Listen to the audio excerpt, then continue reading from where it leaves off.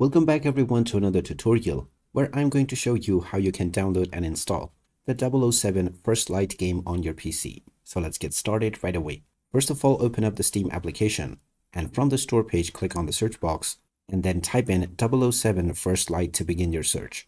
Once you find the game, just click on it and then confirm your age. Then you will be taken into the game page where you can check out the trailer as well as the reviews. Scroll down and click on the Add to Cart button alongside your preferred bundle or edition.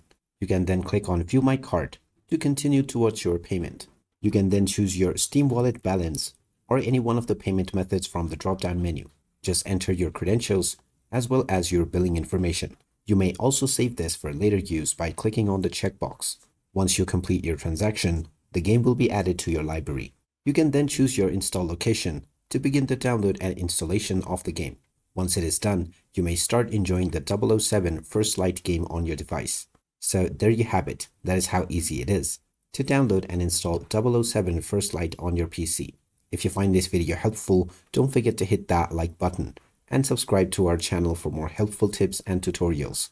Thanks for watching, and I will see you again in the next one.